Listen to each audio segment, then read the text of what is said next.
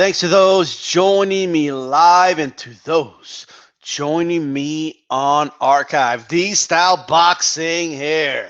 All right. Um, check it out. Check it out. Okay. If you're watching an archive, make sure you thumbs up the video. Leave a comment in the comment section. For those watching live, the chat is open. The chat is open, and and of course, thumbs up the video, right? No doubt about it. It takes 2 seconds to just thumbs it up. All right. I always wait a couple seconds here as people start coming in live. So that's why there's a little bit of a delay there sometimes. So you're watching an archive, remember, just go a minute or two. You get ahead a minute or two. That's all. All right. Um, let's see. Let's see here. All right. First of all, I'm glad to put this Conor McGregor Mayweather thing behind us. There's going to be a trickle down effect. There's going to be a shockwave because the explosion happened. The shockwave of the remnants of it, the effects of it. We're still going to see that. We're going to see signs of that. So be prepared for that. We'll address that when it comes. Okay, I think things will get kind of normal. The closer we get to the Gennady Golovkin Canelo fight, and as more boxing fights happen, more MMA fights or UFC cards happen, things will feel normal for a couple of months, and then we're gonna start hearing like a lot of hearsay. And remember, I said this months ago. I said, yeah, there's a very good chance we might see Paulie Malignaggi versus Conor McGregor. Okay, there's a very good chance of that. So just remember I said that. Okay, remember that DStyleBoxing called that. Okay, now I'm not saying it's gonna happen. I'm just saying. I mean, look how close it is to happening.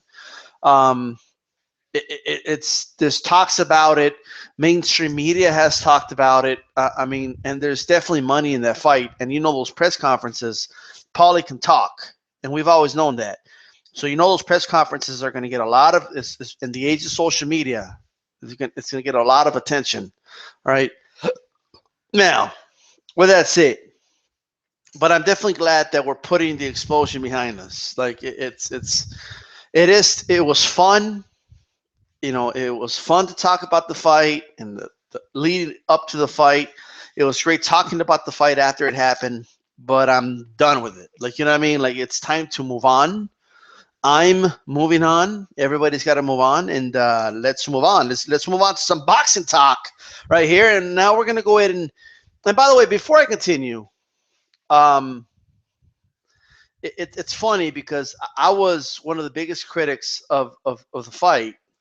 And when it was first being talked about, even when it was initially announced, and then it's what made it interesting. And I talked about all that was the amount of people that were behind Conor, that believed Conor could win, and that's what made it so fascinating to me. But the other interesting part, and the reason I mentioned that, is because there's people that were so against the fight. And they would tell channels like myself, like, oh, why are you talking about this fight, and talk some real boxing, and blah, blah, blah, blah. And and then you take a sneak peek at their channel, and then they're talking about the fight too. Like it's kind of like, well, you talked about it as well. I mean, maybe people weren't interested in what you had to say, but they were interested in what I had to say.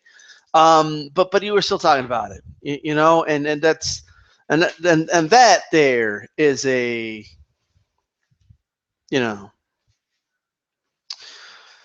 is a diss thrown at many directions, right? But let's move on. It's time to move on. What are some of the after effects? HBO, right? Home box office. It's if you've only been watching boxing for about 3 4 years, and I know there's some of you out there, it's hard to imagine this, right? Like, it's hard to imagine it, but there was a time in in in boxing where HBO was boxing. All right, HBO controlled boxing with an iron fist. You know, HBO was boxing. There was a time where that was in fact the case. Boy, have the mighty have fallen. The mighty have fallen for sure. What went wrong with HBO? Now, they still have some boxing, just have some boxing here and there, right? They'll have a pay-per-view, a small pay-per-view here and there. You know, they're going to have Canelo versus Gennady Golovkin.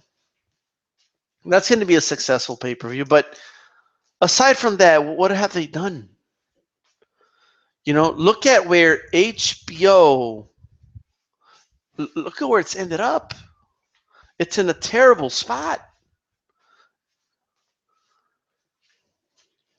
It's ESPN is getting bigger fights than HBO. I mean, this is embarrassing. A lot of things negatively impacted HBO, and I will say this, it is HBO's fault. HBO is to blame for it. That's all HBO's fault. It's nobody else's fault. It's HBO are the ones to blame. HBO brought this to themselves. Okay, it's this was not an overnight thing. There's not like one thing, one little thing that happened that caused all this, a domino effect. No. This was years of incompetence, years of neglect, years of arrogance, years of undisciplined decisions. That's what this was. And what I mean by that is just constant, just abuse of the budget, not managing the budget correctly. I mean, we can go down the line. And I remember when I came on, I mean, remember all the big fights. There was a point in time where all the big fights, except for some scattered ones here and there, they were all on HBO. Okay, I mean, there was. I used to get the HBO Boxing calendar, where like they would give you like from January all the way to December, and all the big fights they had that year. Like 7 of them were pay-per-views, and like I just, it's unbelievable. I have boxing posters in this, in this office here. Look, HBO, HBO, HBO. I mean, this is crazy. Cotto Mayweather, HBO.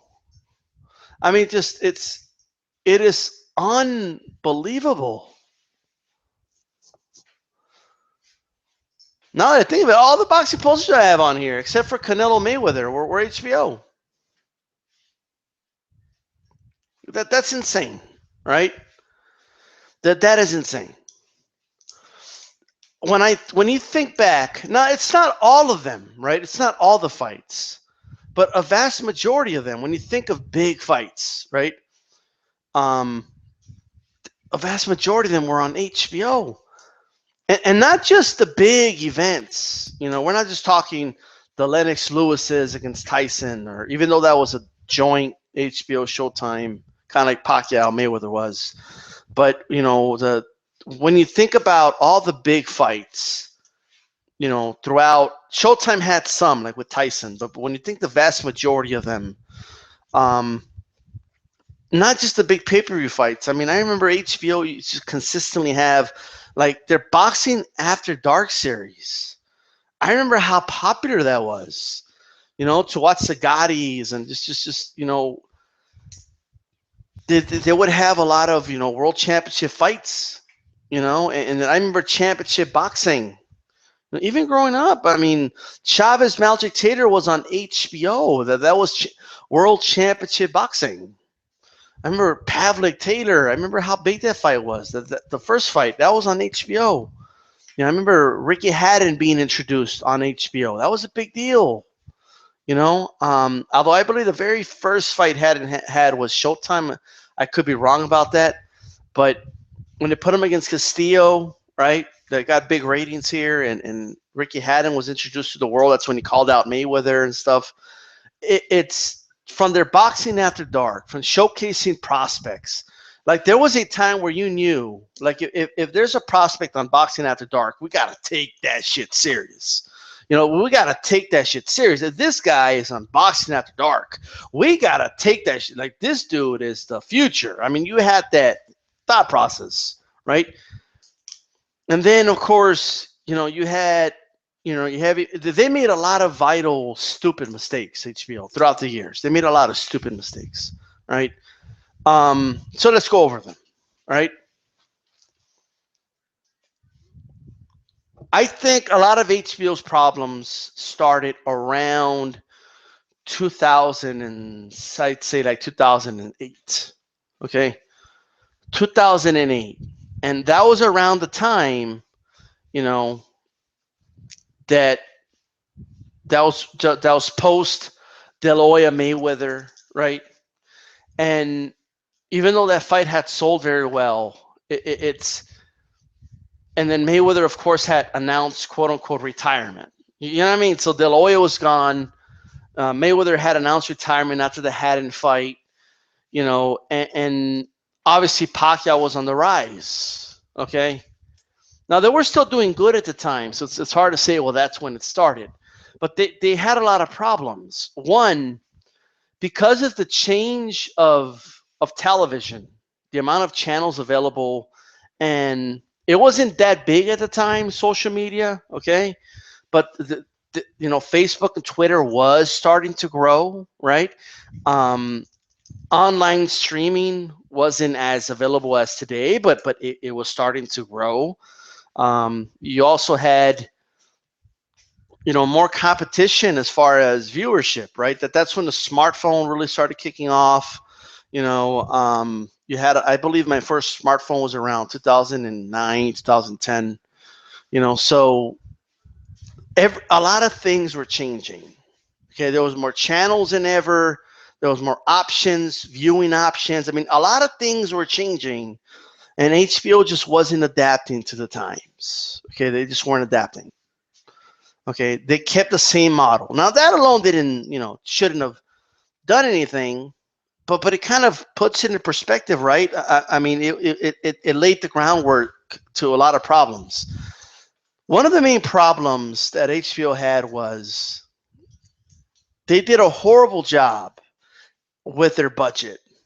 Okay, and they were spending ridiculous amount of money. They were literally throwing money away, and they had nothing to show for it. Okay? Whoever the top executive is for HBO Sports has a boss, right? And if you've ever worked in the corporate world, everything is about numbers. There's no buts. No but, nothing. Okay? If you ever worked in the corporate world, you know that. Right? That's where DStyle got that saying from. All right? No but nothing. Every year, the ratings were going down.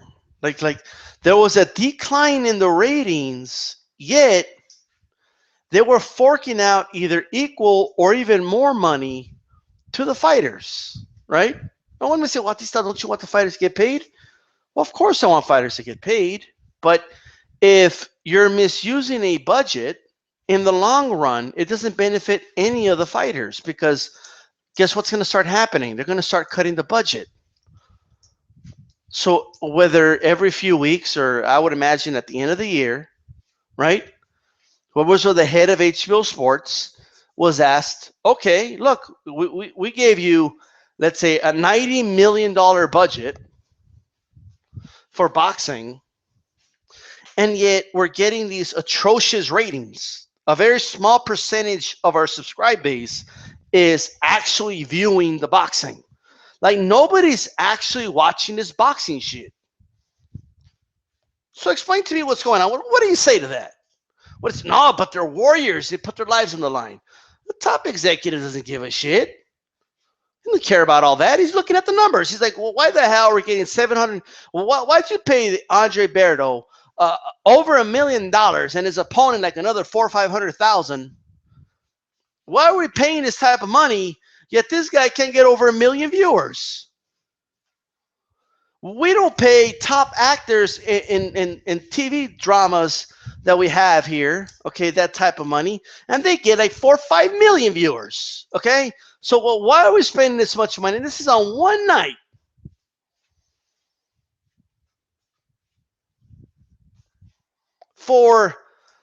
We paid this boxer for this X amount of time, for a 12-round fight, this amount of money, and they got these atrocious ratings. You had $90 million, and a very small percentage of our subscriber base actually watched boxing.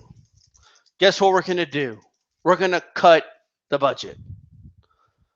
You're going from 90 million to 70 million. You're down $20 million. $20 million are gone. They're gone from the budget. That's taking money off of every other boxer's fucking table. Right? So we gotta think about that. And that consistently kept happening here, like 7 million off the table here, 10 million there. Before you know it, they got less and less money to work with.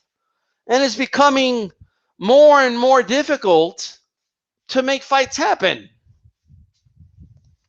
Because why the hell is a guy you already paid $1 million going to fight for less? For what reason? I mean, some of the decisions that they made were atrocious. They made some atrocious decisions. One of them was, and this was and when it happened, I knew it was a terrible decision, okay? HBO did the unbelievable, atrocious decision, okay? And follow me here. When they removed, or they lost the stranglehold, they let it go, the heavyweight division, okay? They didn't have to keep the entire heavyweight division.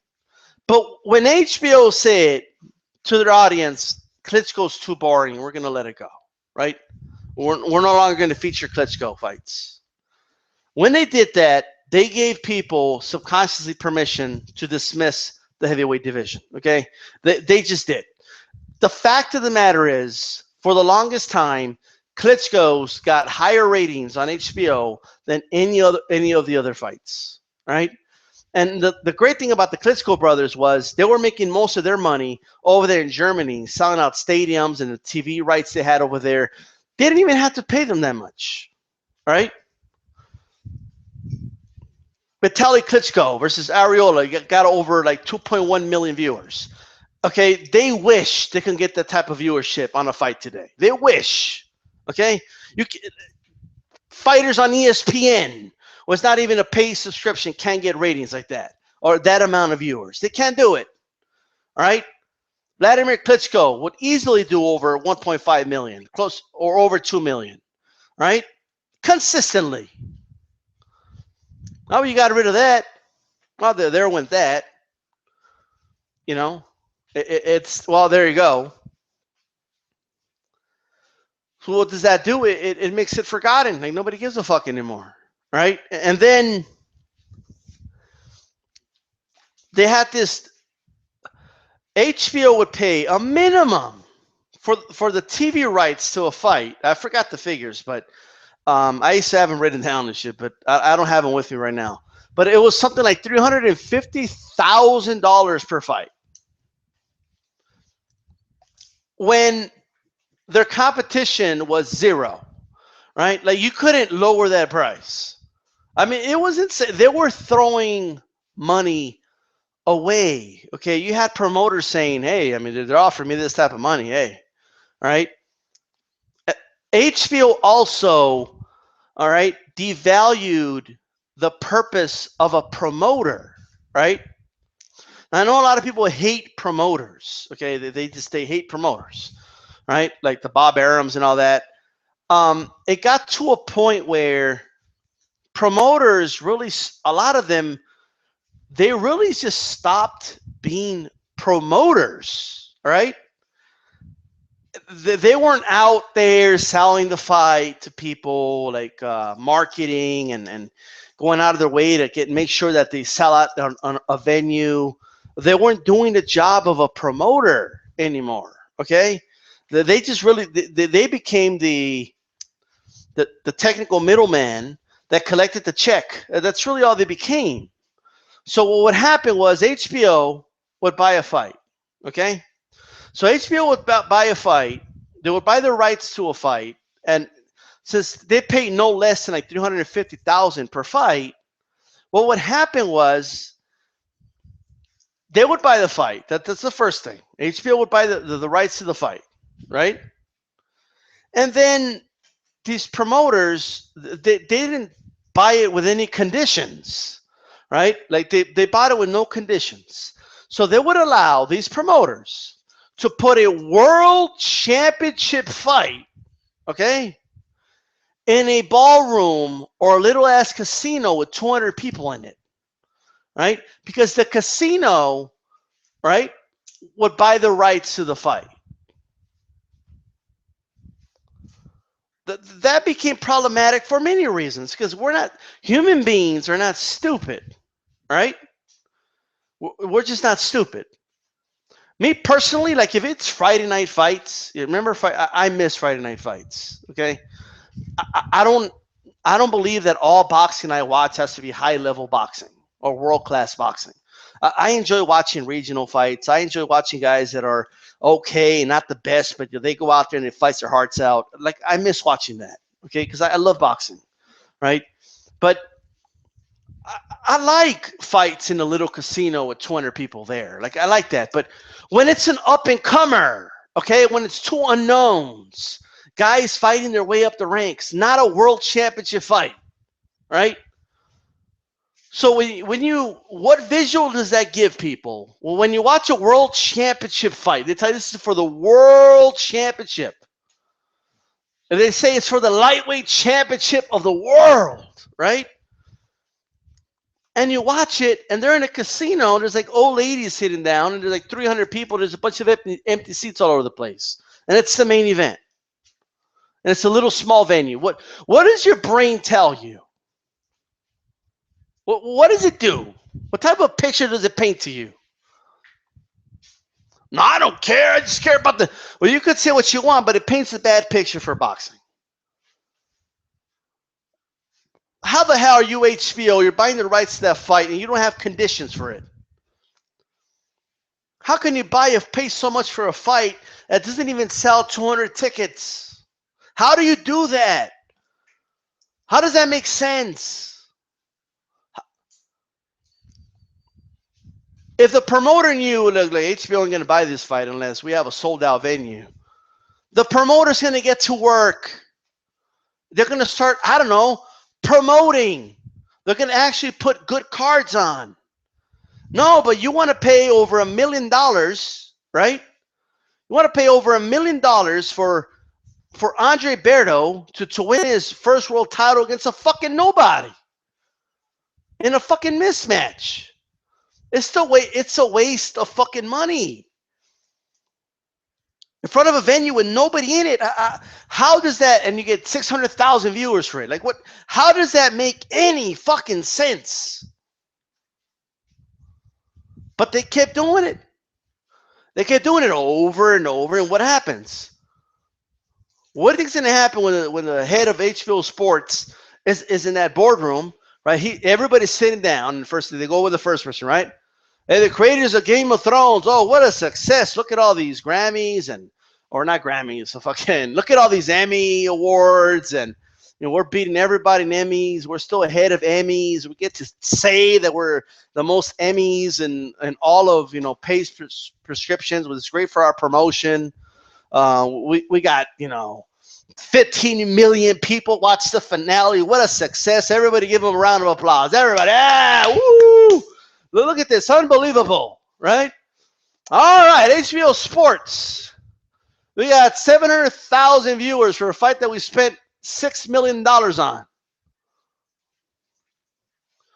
Let me tell you something. I think if I was the head of HBO Sports, I'd be fucking embarrassed. Okay? Yeah. There's no results here. We're going to have to cut the budget. You know, in 1999, HBO had a boxing budget of 90 plus million dollars. And I remember, I did it last year. Off the top of my head, I believe it was like, if you counted inflation, that was like 160 million or something like that. Factoring in inflation today, that would be 160 million. You know what the boxing budget for HBO is today? It's under 30 million. And guess what? It's going to be even lower next year. I'm surprised they still have boxing, to be honest with you. HBO is not in the business to be second place to anybody, much less third, fourth place. Because they're behind PBC, they're behind ESPN, they're behind Showtime. They're getting embarrassed right now. It's not even funny. No, but they want to waste budget money on the fight game with Jim Lamley. They want to waste money on that bullshit. What a fucking waste of money. All right? To have Jim Lamley sit around and tell everybody about boxing. Okay? It's fucking stupid. And you know, I'm trying to understand what people don't see. Like, why everything went wrong. Think about this. Just think about this. Showtime got the Super 6 tournament made with a fraction of the budget that HBO had. Okay.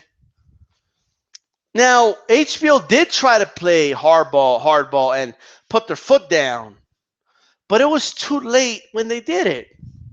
Like, they created Frankenstein, they created a monster, and then they want to put their foot down. All right? Like, it's just, that's not the way it works. They threw away a lot of money. They made a lot of millionaires in the process, but there was no way to account for that money. Like, there was no way to justify it. That's why the budget kept getting slashed and slashed and slashed. You really think they're going to get $160 million of a boxing budget today? You really think that's going to happen? Hell no, it's not going to happen. What else did they do? They were fucking idiots, fucking morons, and they signed a lucrative deal with Golden Boy. They gave Golden Boy dates. They paid Golden Boy. Like, think about how stupid that is. Right? Oh, don't worry. We're going to give you guys, I forgot how many dates here. Well, let's say it was 12 dates a year, right? Or 10 dates. We're going to give you 10 dates. We're going to pay you for these 10 dates. Here you go. Here you go. Here you go. Here's the money. Here, have our money. Have half of our budget here. Go ahead. Go. Okay, and Oscar spend that money on fucking cocaine and broads and fucking and pantyhose. That's what he spend that money on. Okay. They gave all this money to Richard Schaefer. And look, props to Richard Schaefer. They worked this deal out. Right? Of course. Did they think that Golden Boy was going to give them the best fights? They already had the money. They already had the dates. There's already a contract that's their date. You have to give it to them. Of course they gave you shitty fights. Right? And what did it do? Of course Top Rank was pissed off. Because, you know, you're buying them fights from a fight-to-fight basis, right? But you have this lucrative, you know, date for fucking Golden Boy. This shit's stupid, all right? I mean, and most of those fights are fucking trash. That's what they fucking gave you. Of course it is. If you had a promotional company and HBO was stupid enough to give you 10 dates, and you already got the money. The money's guaranteed. Like, are you really going to give them like your very best fights? Fuck no. You're going to give them whatever fights you can. That's it. All right. You might throw a bone here or two to see if they renew the contract, but that's it. That's all you're going to do. That was the stupidest shit they did. All they did was piss off a bunch of other promoters. That's all they fucking did. For those, don't you guys remember that? That's why Mosley versus Pacquiao was on Showtime. For those that don't remember, right? And then what happened? And then what happened? Did the Golden Boy, were they loyal to HBO? Did they go because look at this lucrative deal they gave you? I mean, obviously they're going to be loyal to you, right? No, they're not.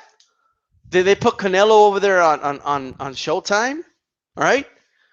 I forgot which event it was. I'm trying to remember, but it wasn't the Floyd fight. Okay.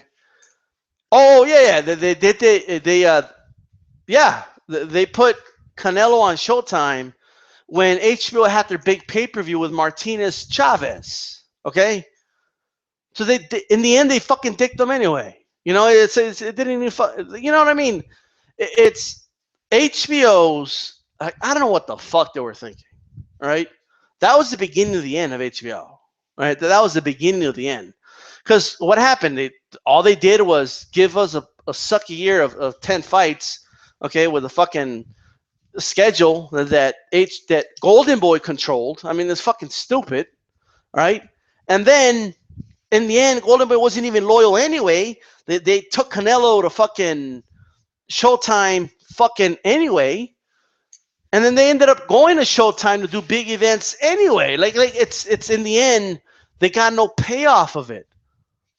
They never got the payoff of the Broner fight. They never got the payoff of any of these fights. It's insane. It's like HBO, I mean, they got. Okay, that's all I know. All them they got. Okay, like it's they made mistake after mistake after mistake. They threw money away after throwing money away. They alienated a bunch of promoters. And in the land of sharks, man, it's I don't care how big of a shark you are. If you're left alone, right, the parasites are gonna get you, right, and that's what happened to HBO, you know, and then they just started making like desperate decisions. You know, they got to the point where they couldn't, you know, they had to say no to certain pay-per-views where historically they wouldn't have to, right? But then that meant they didn't have any fucking fights for the next few months. I mean, HBO is just sad. It's just a sad, sad case, right? HBO needs to decide what they're going to do with boxing. They need to decide that, and they need to decide that very, very quick, right? I think the PBC thing hurt them. That hurt them really bad. But that's competition, right? I mean, if NBC is offering more money, then I'm sorry, NBC is offering more money. I mean, that's capitalism, you know. They don't have the stranglehold over boxing like they used to. But in the end, in the long run, it's not a bad thing. Okay. HBO, right, took boxing away from the masses. It took boxing away from everybody. Right? HBO took boxing and they locked it up in a closet. Right? Like you needed to have a paid subscription to watch the best boxing available. Of course, it's going to lose a fan base, right? Of course. I mean, HBO for the longest time had about 30 million subscribers, and a fraction of those actually watch boxing. It's a country of 300 million people. Okay, you're limiting the amount of people that can actually watch it. Not only that, you cannot watch HBO at a bar. HBO is not available at bars and stuff like that. You know, so it took away the bar scene from boxing. Of course, the fan base dwindled. Okay. And then on top of that, they had pay-per-view on top of paid subscription. So to watch the biggest of the biggest fights, you have to pay even more money. Okay, HBO and its model in the long run, and you could say it was an unintended consequence, but it affected the popularity of boxing in the United States. It really did, right? We need boxing on network TV. We need boxing accessible to everybody, just like every other sport is. Okay? All other sports are accessible to people on network TV, just not boxing for the longest time, and that's changed. And that change has to happen. Okay? And it's not going to be easy to turn people into boxing fans, but it takes time, right? It takes time, and I'm not saying there's no place for HBO, but I don't know if they want to be where they are. Like, it's, if you're the head of HBO Sports, like, like it's like, that guy's gonna have to sit there in that boardroom, and they're gonna hear about the success that Game of Thrones is having, and what's that, Ballers, whatever it's called, they're having success, and oh, look at all the success. We signed a contract with Paramount Pictures and this and that. Look at all the movies that we got from here, and look at their opening feature got all these viewers, millions. So what's up with boxing? I mean, we did all right, I guess. Yeah, we're gonna cut your fucking budget, okay? Like nobody's fucking watching this shit. Your budget's cut, right?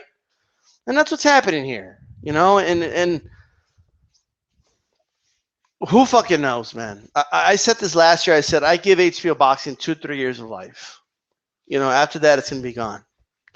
Now, with Mayweather retiring, things can change. Like, what I mean? It's you never know. You never know. But for those assuming, right? Let's say Canelo wins. Let's say Canelo wins the fight against Gennady Golovkin. Showtime can offer Canelo a lucrative deal. Like, all of a sudden, that maybe they have the green light to offer, right? Because Espinoza right now, he ain't in the hot seat. That dude ain't in the hot seat. He's at the biggest, event ever. Like, he's not in the hot seat, Espinoza. He's beating HBO. Like, he's not in the hot seat. You don't think he has more room, more leverage to offer some lucrative deals over here than the head of HBO Sports does? So Canelo winning isn't a guarantee that HBO is going to be around, right? And if Gennady Golovkin wins, who's to say? Who's to say he stays on HBO? He could be offered a lucrative deal on Showtime too, right? Got to think about that. So it at the end of the day, HBO Boxing is in big trouble. It was it was their own doing, right? If they had more discipline, more control, didn't overspend money, and made fighters fight for that money, didn't do terrible deals like they did in the Bradley Alexander fight, where they offered them like $3 million each in their next fight, guaranteed, no matter what happened in the fight. The stupid deals like that. If they wouldn't have done dumb shit, if they would have held promoters accountable and made sure, okay, look, I'm gonna pay you $1 million for the rights to this fight. I want this fight in an arena. Yeah, I don't want this shit in a fucking little ballroom with 200 people in there. Okay, it's our program. This is HBO Championship Boxing. So do your job as a promoter. Promote the fight. Go out there. Go to the streets. I don't give a shit. I want a sold out venue. I want crazy fans, right? If they would have had more control over all that, and that's still a problem even today, but notice this, okay? A lot of people criticize PBC because on some of their fights there was a lot of comp tickets, right? Obviously there is a concern there, and it's okay to report that, but the alternative is, well, there's nobody in the fucking arena, okay? I'd rather have 5,000 people there that went in for free, right? But even if it's for free, you have to be interested to go. Like, what I mean? There's still interest there. And that's a potential 5,000 people that could become fans. But I'd rather have that than a promoter do no work and just, it's okay, 100 people in a little ballroom, and who gives a shit? and it's World Championship Boxing. All right. So at the end of the day, HBO made a lot of mistakes, and they're paying for it. They're paying hard for it. Okay. And even if Canelo wins or Gennady Golovkin wins, I'm telling you right now, it's no guarantee that they stay on HBO. Okay. I'm sure HBO is going to spend a majority of their budget to keep one of those two guys, but I don't know if they have as much leeway as Espinosa does on Showtime right now, right? I just don't know if they have that. This is DStyleBoxing, guys. I got to go, right? Keep it boxing.